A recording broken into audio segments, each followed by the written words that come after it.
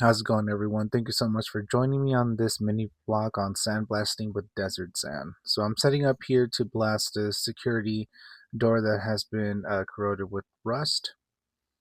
So this is my first time sandblasting in general. And the second thing is I'm sandblasting with desert sand that I picked up in my local desert. So don't be harsh in the comments. I am going to be covering everything up so we don't get that material into the interior of the home. I did put the compressor inside because this is a senior residency home, so they do not like to be disturbed with noise. I'm taking all the hardware off so that way none of that gets damaged. So, like I did mention, I picked up some desert sand. I filtered it out, and I thought that was going to work. But this, here you see me pouring it into my 50-pound hopper that I picked up at Harbor Freight for about a little bit over $30. That is the sand that I previously filtered out. It's super, super fine, but it's extremely fine.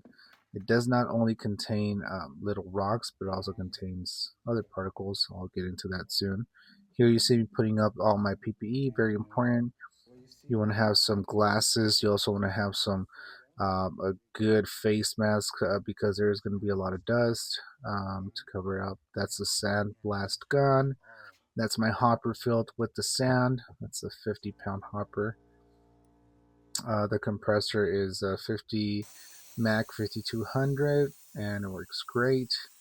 Here you see the media like just pouring out. At one point it just flows out perfectly, but at other times you can see it kind of clogging up. Here it starts flowing out very nice. I love that. I said hallelujah. It's working great. But eventually kind of stops. You see that happening. So these are the pros and cons on me picking up some desert sand. So one, it did work really cool because it does have rare fine particles, rock particles that are very abrasive and work perfectly for the job. However, it also has a lot of dust and dirt on it, which, as you know, turns into mud when it gets, moisturized or filled with moisture, which is what happens when you do not have a good moisture separator in your compressor.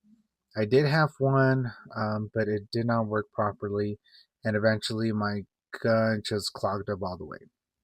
This is the final product. I just gave up eventually, and I did take up most of the rust off, but I am going back to do it again with a different